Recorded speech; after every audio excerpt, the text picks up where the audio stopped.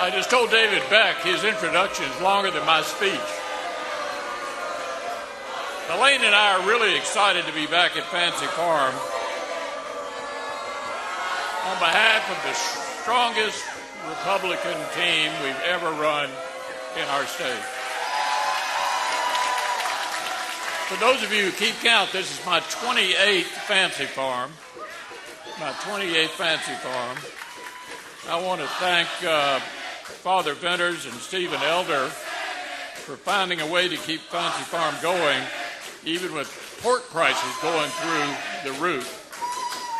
Thanks to the Kentucky State Police and local law enforcement who are keeping folks safe this weekend. Now here's the challenge for the police. Here's the challenge for the police. With the shutdown governor in charge, I'm sure state troopers are just glad to be on church property without having to tag license plates. My friends, I'll be honest, it's not hard for Republicans to look good these days. We're up against the folks who gave you record high inflation. We're up against folks who closed schools and then told you that teachers' unions know what's best for your kids. We're up against folks who'd rather let repeat offenders walk free than get tough on crime. I'm glad Governor Beshear finally decided to come to Fancy Farm. It's been the first Saturday in August for 143 years. But Andy only seems to make time for you all when he's staring down Election Day. Friends, I know a little something about beating Beshears. But let me tell you, Andy makes his dad look like a Republican. Steve Beshear, his dad, thought woke was what he did from his nightmare Senate race in 1996.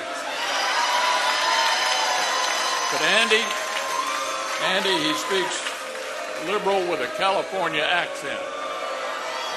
So make no mistake, Biden and Beshear are as thick as thieves, and not just because they want to rob you blind in taxes.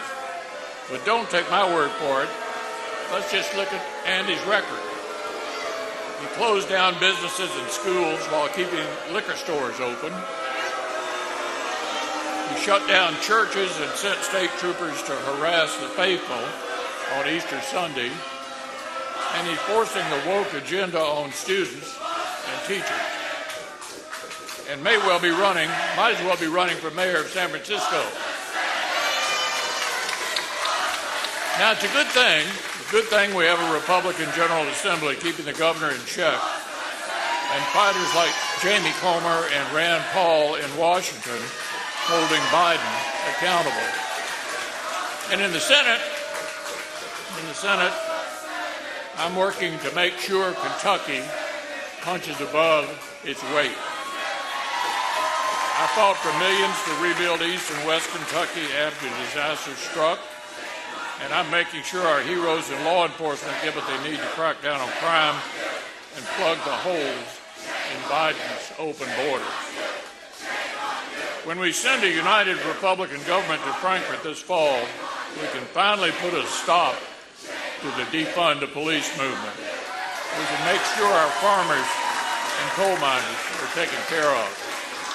And we can help the middle-class families who are struggling in the Biden-Beshear economy. So this November, remember who gives Andy his marching orders.